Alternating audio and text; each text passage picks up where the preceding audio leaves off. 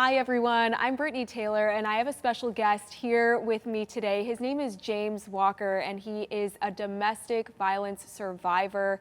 Great to have you here, James. Thank you so much. And the reason that you're here is because you really want to bring awareness to men who go through domestic violence, and you have a really interesting and I'll just be frank, like just a terrible story about, your upbringing and your battle with domestic violence, but you are a survivor. You managed to get through this. So let's just start with a little bit about who you are and how we got to this point. Got to this point? Well, before we get to that, Yeah. I'd like to pay tribute to my mother, Doris Lorraine Walker, because without her and her taking that 1 minute of courage she needed to get her kids out of a very bad situation, I had to be frank, I'm not sure that I would be here today. Wow. We're talking the late 50s, early 60s. Domestic violence is getting a lot of attention now, and still the services fall short. So you can imagine what it was like in the late 50s and early 60s. There just wasn't any help, really, for women caught or trapped in a domestic violence situation. So it was a lot different back then. I wrote my book. It's a very personal memoir. And I wrote it because my first memory in life is having my foot cut open. By the time I was 5, I ran away from home because I was so terrified of my father. 5 years old in kindergarten, running away from home. So it was pretty bad. By the time I was 7, I had been molested repeatedly over a 3-month period, not by my parents, not by my father, I don't want to give that impression, but it was by 3 different men in a shelter where my parents had placed us. By my early teens, I had attempted my first suicide. So I wanted to get all of this out, and that's what Dead Windows is about.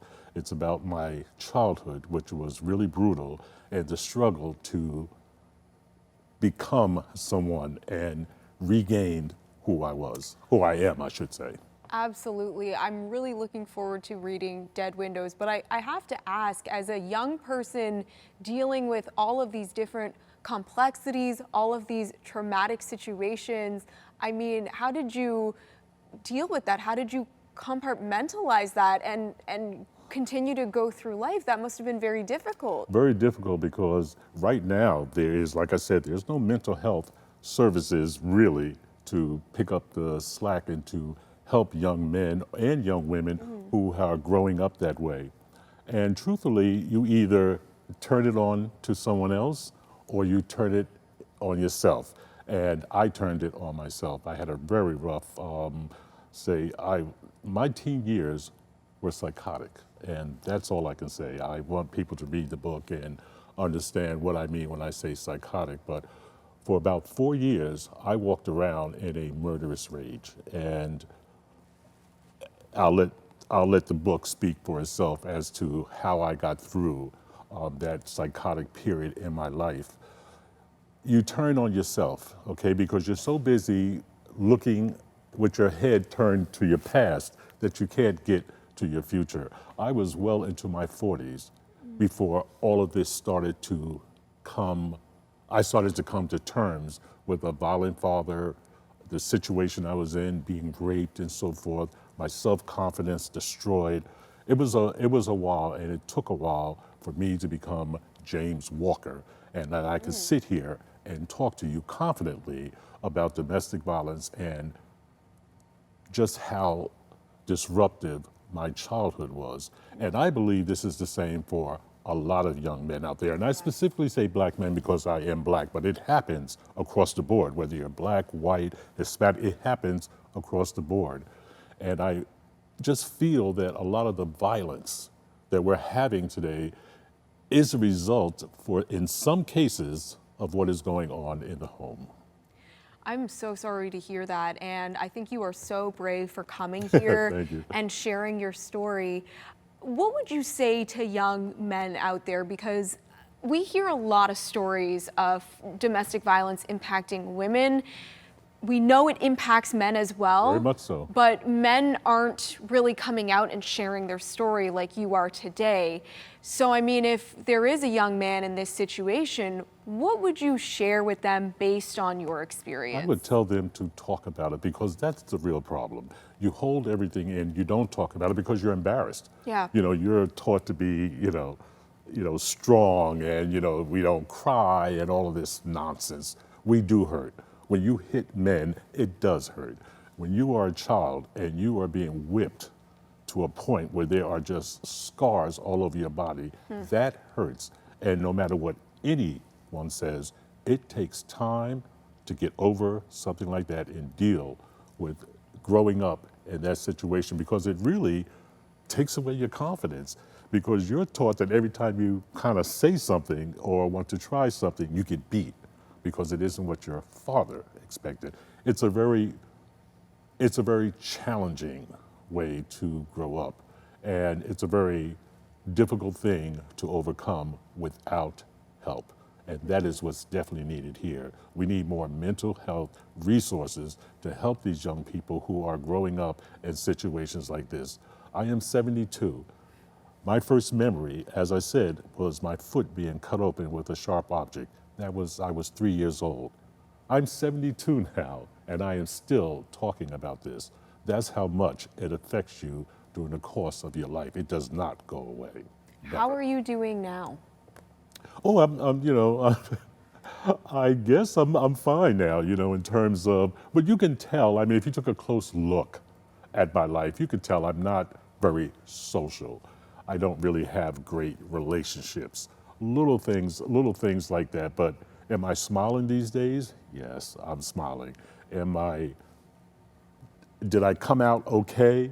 Yes, actually, I'm a very gentle person. I have what you could say, I have an explosive temper, but I've never harmed another person. I don't harm people. I can't see babies crying. A baby crying destroys me. So there are little things that have just come along over the course of the years to kind of help me get to where I am. I'm curious because that is just so striking to me. Your first memory being your foot being cut open and then, being molested. I can imagine when you're in a dangerous situation like this, it's fight or flight mode. How are you here today? How do you think you survived through all of this? It's very difficult for me to describe, but I will tell you that I found a space within myself that was my safe place. And that's where I went when things got too bad for me. And I think it's the same with everybody. You find a safe place within yourself where you can go and feel safe. How I got to this point, I have to say that I had a lot of help from just everyday people and friendships and people that I met that gave me confidence. They saw something in me that I didn't see in myself. And so I think that was part of me being able to eventually become a journalist, an award-winning journalist. I've won 7 awards for writing for my columns. Three of those awards were for writing about domestic violence. So wow. I'm very happy that I'm able to come out and talk about this because there are triggers. And we just have a lot of triggers. We have the young boy who was beaten with a bat, beaten to death. I remember that. I remember what it's like to be beaten by some madman who does not have any concept of how it is hurting you. I remember what that's like. I really believe that had my mother not gotten us out of there, I may not be here today. I'm curious, and all praise to your mother for, helping you and I mean, she was a survivor herself of domestic violence. But I'm curious, we cover so many of those stories that you just mentioned, the little boy who was beat to death in Branford, I believe. And as a former journalist, does it re-trigger you to see these stories on the news? Yes. How do you deal with that? I write about it. My first column, and I can't remember the incident, but I believe it was a football player, and he beat this young lady, and it was caught on video, and that's a trigger for me. So I started writing because I remember what it's like to be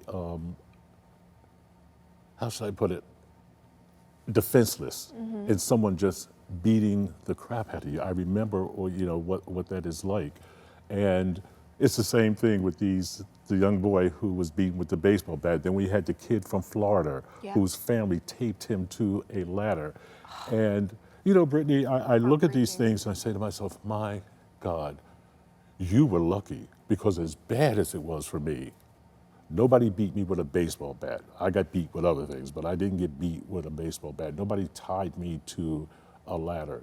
So I say to myself, if it was this difficult for you to overcome what happened to you, what must it be like for any of these kids who survive something like that? It must be brutal. That's all I can say. And like you said, it stays with you for It decades. stays with you for decades. You're never the same. You're never the same, and you move on through life. You do move on through life, but there are triggers, and those triggers. When I first started writing about domestic violence, I had a woman from Brantford.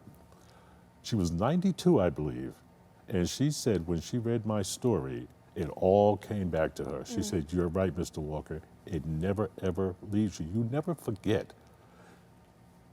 My father died in 1970, and this is in the book. It was a murder-suicide. So that's in the book. Sorry. Yeah. I'm sorry for the woman he killed. I am not sorry for him. I really, I have never been to my father's grave. Oh. I don't, I just think it's horrible for a man to sire 8 kids and not one of them appreciates him. That's a really disturbing fact, Speaks volumes. But so that we don't get the wrong impression about my father, he was not a drug addict. He was not an alcoholic. He was well-spoken. He was articulate. And at the time, he was considered a shining example to the Negro community, which we were called back then. So he wasn't that. He was just cruel. He was just cruel, and he liked to use fear. He was a monster. That's it. He had no right and no business to have kids. I'm so sorry. And your story really just goes to show people that the people who are doing these things, the people that are beating their kids or their wife, they could be a completely different person in public. In some cases, you would never know. You would absolutely never know. You do not want to hear him put his key in the door. We used to just shudder when we hear his key hit that door. It's but Brittany, you can survive domestic violence. You can. It's tough because it's something that weighs on you constantly, but you can. You can go on, have a happy life. You can grow up, not be an abuser. These things can happen. Yeah. But it's a long road. Absolutely. And you have to go through the battlefield in order to become a survivor, so it's tough. And by sharing your story, you could actually be saving somebody's life. Hopefully. So if there was a young child, even a teenager, a young boy who somehow ends up watching this interview and they are in a dangerous situation, how do they get help, James? In today's world, Yeah. I'm not really sure. I think the best advice I could give them is to talk to someone, because really, kids of domestic violence, they just want someone to talk to and someone to listen to them. How important is that validation? It is critical that you talk to them and let them know that it's not their fault, because that's what you grow up thinking, that it's your fault. That's what I grew up thinking, that it was my fault that I was getting beat, that I got raped, that my father didn't like me. I grew up believing that there was something wrong with me. It takes a long time to work out. But again, I did not get professional help. The few psychiatrists I went to see, quite frankly, I don't think they knew what to do with an African-American man. I just get that feeling they just were not interested. Can we touch specifically on that, on Black men in general, and why this was, I guess, unique? You need to take a unique approach with men of color that are going through this. Well, I think what I just said kind of points out a major problem. I felt so uncomfortable talking to therapists and psychiatrists because I felt that they were uncomfortable talking to me. I see. it was clearly, in some cases, a lack of interest because you don't open your mail. You don't open and read your mail when you're talking to someone who is in crisis. So again, I think it was a real case of my being African American, and I won't say that it's racist, but I will say I don't believe they knew how to deal with me, if that makes sense. And I had to work these things out by myself, and I'm just hoping that the next generation coming up who is dealing with this don't have to spend decades trying to come to grips with something that happened to them in their lives, that there is counseling available. And I just think I just cannot tell you how critical I think that is. Yeah, there are so many services that are out there today that perhaps you didn't have during your time when you were going through all of this. There were no services. There were no services. And all the more power to you for still getting through something like this and being here today to share your story. Well, thank you. So October is, of course, Domestic Violence Awareness Month. That's and your book, Dead Windows, you are going to be doing an event and a book signing.